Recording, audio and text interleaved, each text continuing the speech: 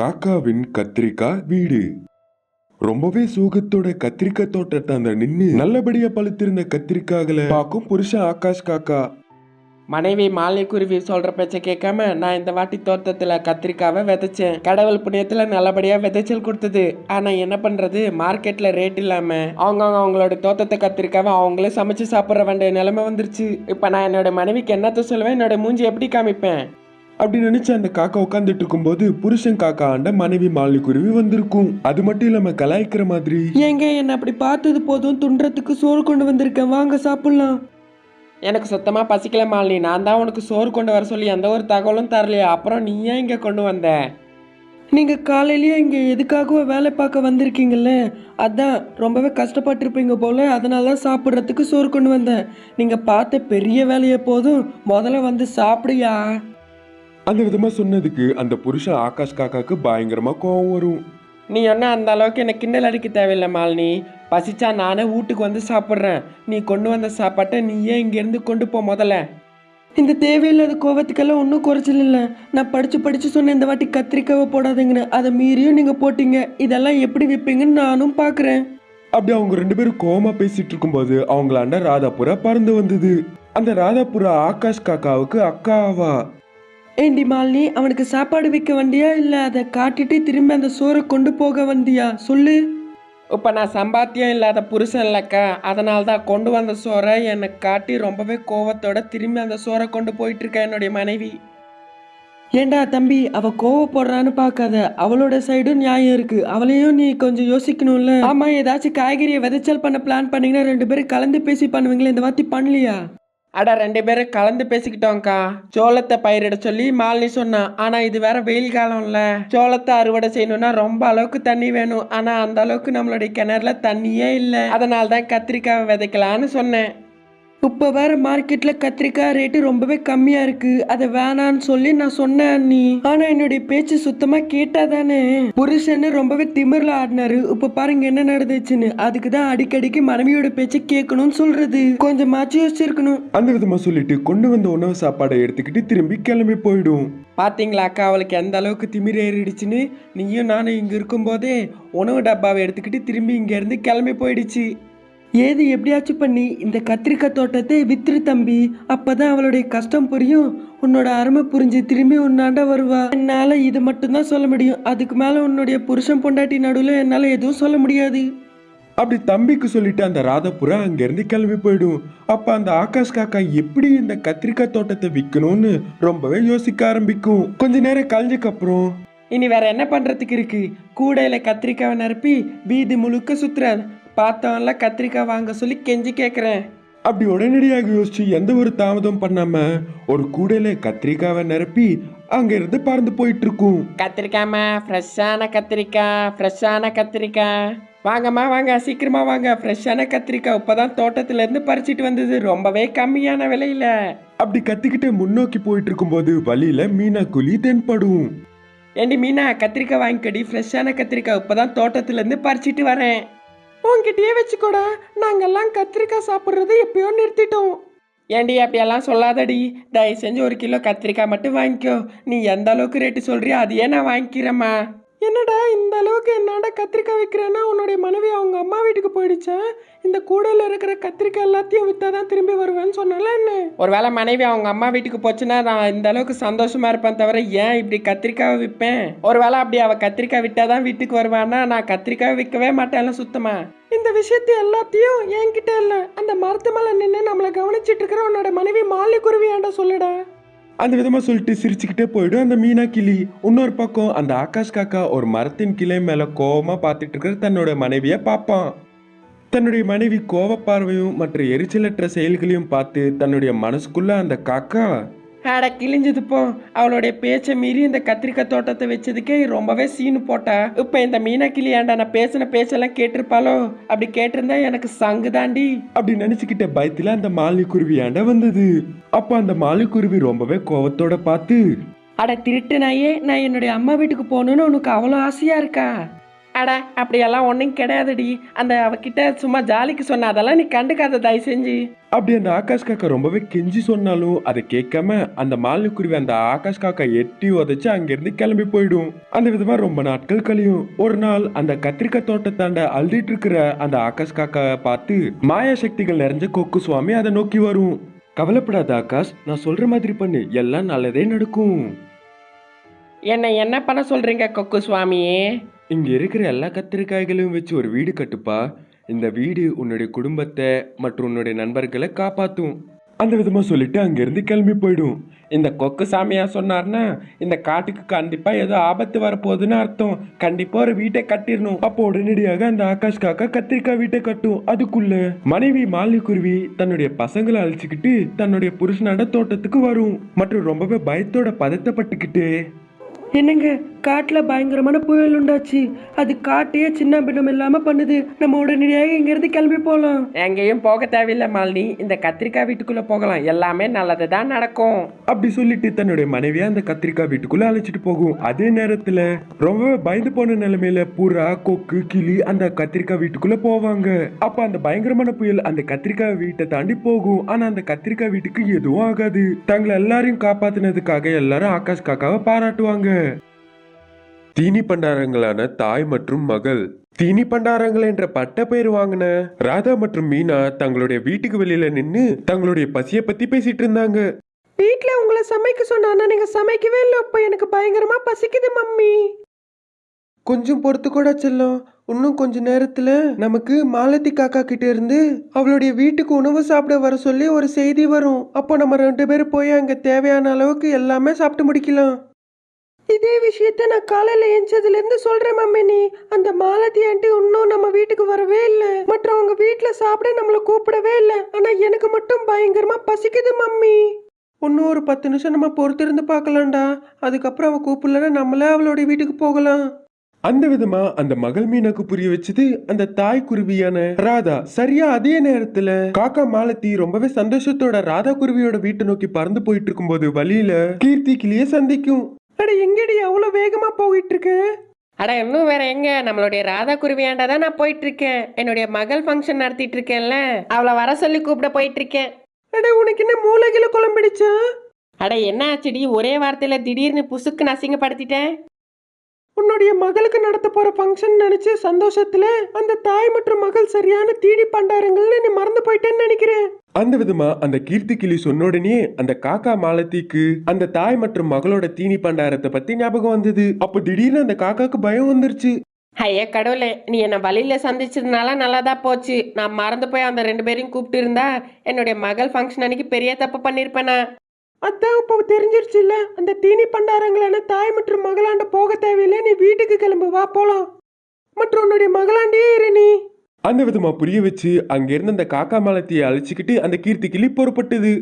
காக்கா மாலத்தியோட அழைப்புக்காக வீட்டுக்கு வெளியில காத்திட்டு இருந்த அந்த தீனி பண்டாரங்களான தாய் மற்றும் மகளுக்கு பயங்கரமா பசிச்சிட்டு இருக்கு. மற்றும் அவங்க 2 பேரும் கோவத்தோட, இது பாருடா கண்ணு, அந்த காக்கா மாலத்தியோட கண்ணில் படாம எங்க சமைக்கிறாங்கன்னு தெரிஞ்சுக்கிட்டு நம்ம அமைதியா போய் சாப்பிட்டு வந்துடலாம்.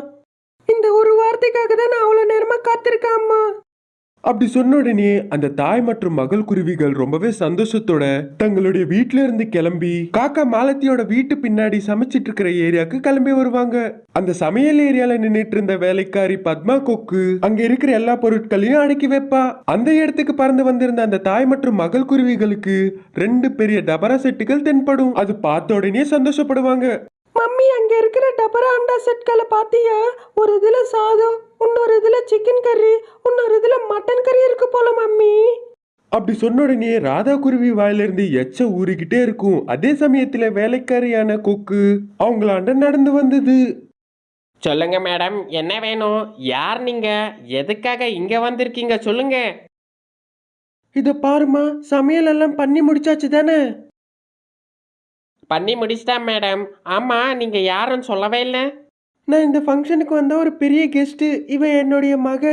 இந்த மாதிரி ஃபங்க்ஷன்ஸில் என்ன மாதிரி பெரிய கெஸ்ட்டுங்களுக்கு தான் ஃபஸ்ட்டு உணவு வைப்பாங்க. உங்களுடைய அம்மா சொன்னதுனால தான் நான் இந்த ஏரியாவுக்கு வந்திருக்கோம். இல்லைன்னா இங்கே சமைக்கிறாங்கன்னு எங்களுக்கு எப்படி தெரியும் சொல்லுங்க? அந்த விதமா அந்த ராதா குருவி சொன்ன உடனே அந்த வேலைக்காரி பத்மா கொக்கு உண்மைன்னு நினைச்சுக்கும் மற்றும் உடனடியாக அவங்களுக்கு உணவு வைக்க அந்த வேலைக்காரி ஏற்பாடு பண்ணும். சரிங்க மேடம், ஒரு 2 நிமிஷம் டைம் கொடுங்களேன். இந்த டேபிளில் நீங்கள் சாப்பிட்றதுக்கு எல்லாத்துக்கும் அரேஞ்ச் பண்ணிடுறேன். எந்த ஒரு தாமதமும் பண்ணாத, இல்லைன்னா எங்க வேலை முடிஞ்சிரும். அட புரியல மேடம். எங்க அம்மா ஜோக் பண்றாங்க. சீக்கிரமா நாங்க சாப்பிட்றதுக்கு எல்லாத்தையும் ஏற்பாடு பண்ணுங்க நீங்க. அப்படி சொன்ன உடனே அந்த வேலைக்காரி பத்மா கொக்கு ஒரு டேபிள்ல சாப்பிடுற உணவு எல்லாத்தையும் எடுத்து வந்து கொண்டு வைக்கும். அது எல்லாத்தையும் பார்த்த உடனே அந்த மகள் மற்றும் தாய்க்குருவிக்கு எங்க இல்லாத அளவுக்கு சந்தோஷம் கிடைக்கும். உடனடியாக டேபிள் மேல இலைய போட்டு அதுல சாதம், சிக்கன், மட்டன், ஃபிஷ், எக்ஸ் எல்லாத்தையும் ஒரு கட்டு கட்டணும்னு நினைச்சு அதே சந்தோஷத்தோட அதை பார்த்துக்கிட்டே கைய வணங்கிக்கிட்டு அவங்க 2 பேரும் இந்த விதமா சொல்லுவாங்க, கடவுளே நான் எவ்வளவு சாப்பிட்டாலும் எனக்கு எதுவும் ஆகாம பாத்துக்கப்பா. எங்களுடைய வயிற்றுல கொஞ்சோண்டு ஸ்பேஸ் இருக்கிற மாதிரி பார்த்துக்கோங்கப்பா. அந்த விதமா அந்த தாய் மற்றும் மகள் குருவிகள் வேண்டிக்கிட்டு சாப்பிட ஆரம்பிப்பாங்க. வெறும் 2 நிமிஷத்துல இலையில இருந்த மொத்த சாதத்தையும் சாப்பிட்டு முடிச்சிருவாங்க. இதை பார்த்து அந்த வேலைக்காரி பத்மா கொக்கு ஷாக்ல உறைஞ்சு போய் அந்த குருவிகளை ரொம்பவே குழம்பி போன நிலையில பார்க்கும். இதை அனைத்தும் கவனித்துட்டு இருந்த அந்த குருவிகள், ஏமா இன்னும் 2 பிளேட்டு எல்லா வெரைட்டியும் ஃபுட்டும் கொண்டு வாமாங்க. எந்த ஒரு இதுவும் மறந்துடாதீங்க, எல்லாமே இருக்கணும் அதுல. அப்படி சொன்ன உடனே அந்த வேலைக்காரி கொக்கு உடனடியாக எல்லா வெரைட்டியும் ஃபுட்டை கொண்டு வந்து அவங்களுடைய இலை மேல எடுத்து வைக்கும். அப்போ உடனடியாக எந்த ஒரு தாமதமும் பண்ணாம அந்த மகள் மற்றும் தாய்க்குருவி டக்கு டக்குன்னு அதை எடுத்து சாப்பிடுவாங்க. இதை பார்த்து அந்த வேலைக்காரி கொக்கு ரொம்பவே ஆச்சரிய போகும். 100 பறவைகள் சாப்பிட வேண்டிய உணவை இவங்க 2 பேரும் 1 மணி நேரத்திலிருந்து சாப்பிட்டுட்டு இருக்காங்க. இந்த விஷயத்த உடனடியாக காக்கா மாலத்தி அம்மாண்ட போய் சொல்லணும், இல்லைன்னா அவ்வளோதான். உடனடியாக அந்த வேலைக்கார கொக்கு காக்கா மாலத்தியாண்ட போய் எல்லா விஷயத்தையும் சொல்லும். அந்த தீனி பண்டாரங்களான தாய் மற்றும் மகள் அந்த வேலைக்காரி கொக்கை கண்டுக்காம அவங்க சாப்பிட்டுக்கிட்டே இருந்தாங்க. அந்த வேலைக்காரி கொக்கு சொன்னதை கேட்டு அந்த காக்கா மாலத்தி ஷாக் ஆயிட்டு உடனடியாக வேகமா அந்த சமையல் இடத்துக்கு ஓடி வரும். அந்த தாய் மற்றும் மகள் குருவி அந்த மாலத்தி காக்கா வரதை பார்த்து உடனடியாக வாயில அப்பளத்தை வச்சுக்கிட்டு அங்க இருந்து பறந்து போயிடுவாங்க. அப்போ அவங்க பின்னாடி அந்த காக்கா மாலத்தி கையில குச்சியை பிடிச்சுக்கிட்டு பறந்து போய்கிட்டே இருந்தது. இருட்டிடுச்சு. அது ஒரு அடர்ந்த காட்டுப்பகுதி. ஒரு கூட்டுக்குள்ள லாந்தர் எரிஞ்சிட்டு இருந்தது. அந்த கூட்டுக்கு வெளியில ஒரு மரத்தின் கிளை மேல வருத்தப்பட்டுக்கிட்டே உட்காந்து தனக்குள்ள தானே யோசிச்சுக்கிட்டு இருந்தது ராதா குருவி. இப்படியே போயிட்டு இருந்ததுன்னா தினம் தினம் வாழ்றது ரொம்பவே கஷ்டமாயிடும். அது மட்டும் இல்லாம என்னுடைய வளர்ந்துட்டு வர்ற மகளுக்கு நான் என்னத்தை சேர்த்து வைப்பேன். அது மட்டும் இல்லாம அவளை நான் நல்லா படிக்க வைக்கணும், பெரிய காலேஜுக்கு அனுப்பணும், ஒரு நல்ல இடத்துல சம்மந்தம் பேசி கல்யாணம் பண்ணி வைக்கணும். ஐயோ கடவுளே, எனக்கு என்னமா சோதனை வந்திருக்கு. என்னோட வாழ்க்கையில நல்ல நாட்களே வராதா? அந்த விதமா நினைச்சு வருத்தப்பட்டு இருக்கிற ராதா குருவி கிட்ட தன்னுடைய மகள் மீனா குருவி வருவா. கண் கலங்கிட்டு இருக்கிற தன்னுடைய தாயை பார்த்து அந்த கண்ணீரை துடைப்பா. அழுதாதான் நம்மளுடைய கஷ்டங்கள் தீரும்னா சொல்லுமா, நானும் கூட சேர்ந்து அழுகிறேனம்மா. கஷ்டங்கள் தீராட்டியும் நெஞ்சுக்குள்ள இருக்கிற பாரம் கொஞ்சமாச்சும் குறையும்ல. உன்னுடைய கஷ்டத்துக்கு காரணம் நான் தானேம்மா. நீ என்னுடைய கஷ்டம் கிடையாதும்மா, நீ என்னுடைய உசிறு மற்றும் என்னுடைய பொறுப்பு. இந்த உலகத்துல எனக்கு தாய் பட்டம் கொடுத்து கௌரவித்த என்னுடைய உசிறு நீ. அப்படின்னா உன்னுடைய உசிறு பார்த்துட்டு இருக்கும்போது நீ கஷ்டப்பட்டு வருத்தப்பட்டு அழுதுட்டு இருந்ததுன்னா அது எவ்வளோ வரைக்கும் நியாயம், நீயே சொல்லுமா. நீ என்னையும் நான் உன்னையும் பார்த்துக்கிட்டே உட்காந்துட்டு இருந்தா நம்மளுடைய பசி தீரும் தவிர நம்மளுடைய வறுமை ஏறாதம்மா, மற்றும் நம்மளுடைய வாழ்க்கை மாறாது. எதுக்கு மாறாதும்மா? உன்னை விட அந்த காக்கா மாமா அதிகமாக மாம்பழத்தை எப்படி விற்கிறாரு? அதுதாம்மா எனக்கும் புரிய மாட்டேங்குது. நாங்கள் 2 பேரும் ஒரே இடத்துல தான் மாம்பழத்தை வாங்குவோம், அதே மாதிரி ஒரே நேரத்தில் தான் கடையை திறப்போம். நான் காலையில் காட்டு முழுக்க சுற்றி வந்து விற்றாலும் அது சரியாக விலைக்கு போகாது. அதுவே அந்த காக்கா கிட்ட மட்டும் எல்லா பழங்களும் விற்று போகும்.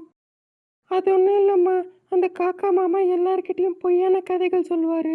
அதை எல்லாரும் நம்பி அவர் வலையில விழுவாங்க. அதே கேப்பில் எல்லா மாம்பழத்தையும் விற்றுருவாரு.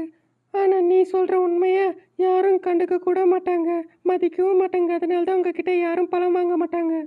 நேர்மையாக இருக்கிறது நல்லது தாம்மா, இல்லைன்னா ஏமாற்றி பொழைச்சி வாழ்ந்தா ரொம்ப நாள் நீடிக்காதுல்ல. அதனால தாம்மா. இது எல்லாத்தையும் நம்ம நாளைக்கு பேசிக்கலாமா? வாமா, நம்ம போய் சேர்ந்து தூங்கல, எனக்கு தூக்கமாக வருது. அப்படி சொன்ன உடனே ராதா குருவி எதுவும் பேசாம தன்னுடைய மகளை அழிச்சுக்கிட்டு தன்னுடைய கூட்டுக்குள்ள போயிடும் மற்றும் கதவை மூடிக்கிட்டு லேந்தர் வெளிச்சத்தை கம்மி பண்ணும். கட்டில் மேலேயே தன்னுடைய மீனா மகள் குருவி பக்கத்திலேயே அந்த ராதா குருவியும் தூங்கும். அன்னைக்குன்னு பார்த்து நடுராத்திரியில திடீர்னு மீனா குருவிக்கு முழிப்பு வரும். உடனடியாக ஏஞ்சி ஒரு ஜன்னல் பக்கத்துல நின்னு வேடிக்கை பார்த்துட்டு இருக்கும். அப்போ ஒரு காக்கா தன்னுடைய கால்களால இன்ஜெக்ஷன் எடுத்துட்டு போறத பார்க்கும். அட இது என்ன? காக்கா மாமா திடீர்னு ஒரு சிவப்பு கலர் இன்ஜெக்ஷனை எடுத்துக்கிட்டு எங்க கூட்டு பக்கத்துல இருந்து போறாரு. இப்போ நான் ஜன்னலை சாத்திரட்டுமா வேணாமா? அந்த விதமா யோசிச்சுக்கிட்டு அந்த காக்காவையே பார்த்துட்டு இருக்கும். அதே நேரத்துல அந்த காக்கா சிவப்பு கலர் இன்ஜெக்ஷனை பார்த்து சந்தோஷப்பட்டுக்கிட்டு, என்னுடைய வெற்றிக்கான ரகசியம் இந்த சிவப்பு இன்ஜெக்ஷன் தானே. என்னுடைய தங்கச்சிக்கு மட்டும் இல்லாமல் யாருக்குமே இந்த ரகசியம் தெரியாது. இந்த ரகசியத்தை யாருக்கும் நான் தெரிய விட மாட்டேன். அப்படி என்னுடைய குருவி தங்கச்சி தெரிஞ்சுக்கணும்னு ஆசைப்பட்டதுன்னா அவளை கொல்றதுக்கும் நான் தயங்க மாட்டேன். அப்படி அந்த காக்கா மனசுக்குள்ள நினைச்சுக்கிட்டே அந்த குருவியோட கூட்டை நோக்கி பறந்து போயிட்டு இருந்தது. ஜன்னல்ல பார்த்துட்டு இருந்த மீனா குருவி குழப்பத்துல, இல்ல, நான் ஜன்னலை சாத்த மாட்டேன். ஒருவேளை அந்த சத்தம் மட்டும் காக்கா மாமா கேட்டதுன்னா நாங்க முழிச்சிட்டு இருக்கோம்னு அது கண்டுபிடிச்சிரும். அப்புறம் எங்க கிட்ட வரும். அப்படி வரக்கூடாதுன்னா நான் அந்த ஜன்னலை சாத்தக்கூடாது. நான் தூங்குற மாதிரி நடிக்கணும். அந்த விதமா யோசிச்ச உடனேயே ஜன்னல் கிட்ட இருந்து நகர்ந்து தன்னுடைய தாய் பக்கத்திலேயே படுத்து தூங்குற மாதிரி நடிச்சு கண்ணு மூடும் மீனா குருவி. இதே நேரத்துல ஜன்னலாண்ட பறந்து வந்த அந்த காக்கா உள்ள தூங்கிட்டு இருக்கிற தாய்க்குருவி மற்றும் மகள் குருவிய வெளியில இருந்து எட்டி பார்க்கும். நல்லா தூங்கிட்டு இருக்காங்க போல. இனி என்னுடைய வேலையை நான் ஆரம்பிக்க வேண்டியது தான். அப்படி நினைச்சுக்கிட்டு அந்த காக்கா அந்த ஜன்னல் கிட்ட இருந்து முன்னோக்கி பறந்து போயிட்டு இருக்கும் தன்னோட வழியில. அந்த காக்கா ஜன்னல் கிட்ட இருந்து பறந்து போனதை பார்த்த அந்த மீனா குருவி உடனடியாக தன்னுடைய தாயை எழுப்பும் தூக்கத்தில இருந்து. அம்மா சீக்கிரமா எழுந்துரு. காக்கா மாமா ஏதோ சிவப்பு கலர் இன்ஜெக்ஷனை எங்க எடுத்துட்டு போறாருமா. அப்படி சொன்ன உடனே தூங்கிட்டு இருக்கிற ராதாக்கிளி திடீர்னு முழிச்சுக்கும். உடனடியாக ஜன்னலாண்ட நின்று எட்டி பார்ப்பாங்க ரெண்டு பேரும். அந்த காக்கா சிவப்பு கலர்ல இருக்கிற இன்ஜெக்ஷன் எடுத்துட்டு போறது அவங்களுக்கு தென்படும். நீ இங்கேயே பத்திரமா இரு மீனா. நான் போய் உங்க காக்கா மாமா என்ன பண்றாருன்னு கண்டுபிடிச்சு வரேன். இல்லம்மா, நானும் உன் கூடவே வருவேன். அப்படி சொல்லிட்டு உடனடியாக மீனா குருவி தன்னுடைய மொபைல் போனை எடுத்துக்கிட்டு அந்த தாய்க்குருவி மற்றும் மகள் குருவி அந்த காக்காக்கு தெரியாம அதுக்கு பின்னாடி அமைதியா பின்தொடர்ந்து பறந்து போவாங்க. மகள் குருவி தாங்கிட்ட இருக்கிற செல்போனை எடுத்து அந்த காக்கா தூக்கிட்டு போற சிவப்பு கலர் இன்ஜெக்ஷனோட ரெக்கார்ட் பண்ணிக்கிட்டே பறந்து போகும். அப்போ அந்த காக்கா அந்த சிவப்பு கலர் இன்ஜெக்ஷனை எடுத்துக்கிட்டு அங்க இருக்கிற மாம்பழ தோட்டத்துக்கு பறந்து போகும். அப்போ அந்த காக்கா ஒரு மாம்பழ மரத்து மேல உட்காரும். இவங்களும் ரெக்கார்ட் பண்ணிக்கிட்டு இன்னொரு மாம்பழ மரத்து மேல உட்காருவாங்க. அப்போ கையில இருந்த அந்த இன்ஜெக்ஷன் எடுத்துக்கிட்டு அந்த காக்கா அங்க பச்சையா இருக்கிற மாம்பழத்துக்குள்ள குத்தும். அப்போ அந்த பச்சை கலர்ல இருந்த மாம்பழம் கொஞ்ச நேரம் கழிச்சு திடீர்னு கலர் சேஞ்ச் ஆகி நல்ல சுவாசனை தர்ற மாதிரி பழுத்துடும். அப்பதான் அந்த ரெண்டு குருவிகளுக்கும் காக்கா பண்ற திருட்டுத்தனமான வேலை தெரிய வரும். நான் போய் எங்க அண்ணன் கிட்ட இதெல்லாம் என்னன்னு கேட்டுட்டு வரேன். நீ ரெக்கார்ட் பண்ணு. சரிம்மா. அப்படி சொல்லிட்டு ரெக்கார்ட் பண்ண ஸ்டார்ட் பண்ணுவா. போலி வியாபாரம் பண்ணிட்டு இருக்கிற அந்த காக்கா எதிரில் ராதா குருவி பறந்து வரும். காக்கா பார்த்து ஷாக் ஆயிடும். இந்த விதமா திருட்டுத்தனமா மோசடி பண்றதுனால உனக்கு என்ன லாபம் வரும்னு? ஓஹோ, என்னுடைய குருவி தங்கச்சிக்கு எல்லாம் தெரிஞ்சிடுச்சு போல நான் பண்ற போலி வியாபாரத்தை பத்தி. அப்ப சரி, நான் சொல்லிடுறேன் தங்கச்சி. இந்த விதமா நான் மாம்பழத்தை விற்கும் போது எனக்கு பயங்கரமா 2 மடங்கு லாபம் கிடைக்குது. மற்ற மக்கள் இனிப்பா இருக்குன்னு திரும்பி திரும்பி என்கிட்டயே வாங்குவாங்க. இது எல்லாத்தையும் ராதா குருவி கேட்டுட்டு இருக்கும். கொஞ்ச நாள் பிறகு இந்த கெமிக்கல் பழம் சாப்பிட்டு சாப்பிட்டு அவங்களோட உடல்நிலை கெட்டு போகும். அப்போ உடனடியாக ஹாஸ்பிட்டலுக்கு போவாங்க. அங்கே நாங்கள் மாம்பழம் சாப்பிட்டோன்னு டாக்டர் கிட்ட சொல்லுவாங்க. அந்த டாக்டருக்கு அப்போ விஷயம் புரிய வரும். தூரத்துல இருந்து மீனா குருவி இது எல்லாத்தையும் ரெக்கார்ட் பண்ணிட்டு இருப்பா. இதே நேரத்தில் அந்த டாக்டர் எனக்கு கமிஷனாக ஒரு பெரிய அமௌண்ட்டை எனக்கு அனுப்பி விடுவாங்க. இதுதான் என்னுடைய வியாபாரம். இது உனக்கு புரியாது. அப்புறம் இதெல்லாம் வெளியில் சொல்லிட்டு சுற்றி தெரியாத எல்லாரும் உன்னை பைத்தியம்னு நினைப்பாங்க. மற்றும் இது எதையும் நம்ப மாட்டாங்க. அப்படி சொல்லிட்டு தன்னுடைய வேலையை திரும்பி ஆரம்பிக்கும் அந்த காக்கா. உடனடியாக ராதா குருவி அங்க வருத்தப்பட்டுக்கிட்டே பறந்து போய் தன்னுடைய மகளை அழைச்சிக்கிட்டு கூட்டுக்கு போயிடும். மீனா குருவி நைட்டு முழுக்க தூங்காம காக்காவோட போலி வியாபாரத்தை எடிட் பண்ணி சோஷியல் மீடியால போஸ்ட் பண்ணுவா. அவ்வளோதான், நைட்டோட நைட்டா எல்லார் மத்தியிலையும் அந்த வீடியோ ரொம்ப வைரல் ஆகும். மறுநாள் போலீஸ் புறா வந்து அந்த காக்காவை அரெஸ்ட் பண்ணி ஸ்டேஷனுக்கு இழுத்துட்டு போகும்.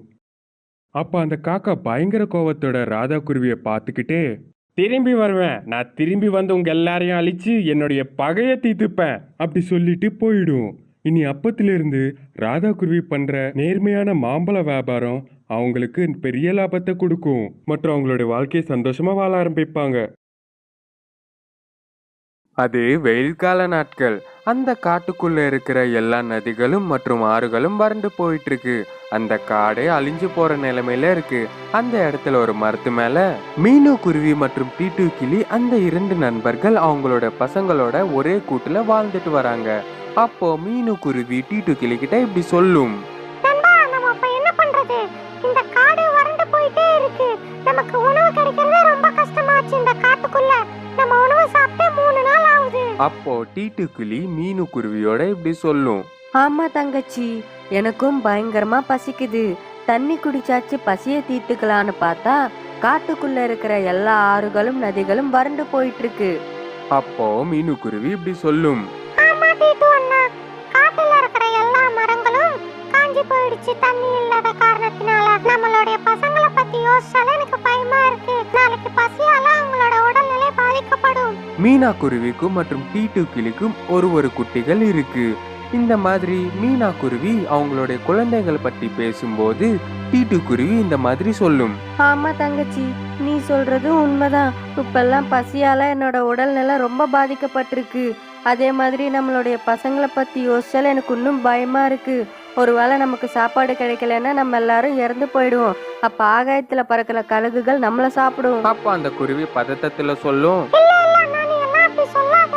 நம்ம இங்க இருந்து வேற இடத்துக்கு போலாம். நமக்கு உணவு மற்றும் தண்ணி கிடைக்கிற இடத்துக்கு பறந்து போலாம். அதுக்கு கிளி இப்படி பதில் சொல்லும், நம்மளுடைய பசங்க குட்டிகள் தானே, அவங்களால பறக்க முடியுமா? அதுக்கு மீனு குருவி இப்படி சொல்லும், நண்பா, நம்ம இருக்கோம்ல, நம்மளுடைய பசங்களை நம்மளே எடுத்துட்டு பறந்து போலாம், சரியா? இந்த மாதிரி அவங்களோட பசங்களை அவங்களோட தோல் மேல எடுத்துக்கிட்டு வேற இடத்துக்கு பறந்து போவாங்க. அந்த மாதிரி பறந்து போற வழியில எதிர்காற்று பயங்கரமா வீச தொடங்கும். அந்த நிலைமையில அவங்கள போற வழியில பிரிந்து போயிடுவாங்க. அப்படி பிரிந்து போய் நிறைய நாட்கள் ஆகிவிடும். இந்த நிலைமையில ஒரு நாள் அந்த டீட்டு கிளி ஒரு மரத்து மேல உட்காரும் போது அவருடைய நண்பன் காளி காக்காவோட பேசிட்டு இருக்கும்போது காளி காக்கா இப்படி கேக்கும், டீட்டு நண்பா, நீ தினமும் காடு பூரா சுட்டிட்டு வருவ, சுட்டிட்டு வந்து இங்க சோகமா உட்காருவ. என்னெல்லாம் ஆச்சு உனக்கு? என்ன காரணம் எனக்கு சொல்லு. அப்போ டீட்டு கிளி இந்த மாதிரி பதில் சொல்லும், ஐயோ நண்பா, எனக்கு ஒரு சிநேகிதி இருந்தா. அவ பேரு மீனா குருவி. அவளும் நானும் இந்த காட்டுக்கு வர்ற வழியில பிரிஞ்சு போயிட்டோம் எதிர்காற்றால. அவளை தேடி நான் தினமும் இந்த காடை பூரா சுட்டிட்டு வருவேன். ஆனா இது நாள் வரைக்கும் அவ கிடைக்கவே இல்லை. நாங்க பிரிஞ்சு போய் 1 வருஷம் ஆகுது. ஒருவேளை நீ என்னோட சிநேகிதிய பார்த்தேன்னா தயவு செஞ்சு எனக்கு சொல்லு நண்பா. இப்படி சில நாட்கள் கழிஞ்சு போகும். ஒரு நாள் காளி காக்கா ஒரு நல்ல செய்தியோட டீட்டு கிளி கிட்ட வந்து இந்த மாதிரி சொல்லும், டீட்டு நண்பா, உனக்கு ஒரு நல்ல செய்தியில உன்னோட சிநேகிதி மீனா குருவி கிடைச்சிட்டால. நம்ம காட்டுக்கிட்ட தான் அவ இருக்கா.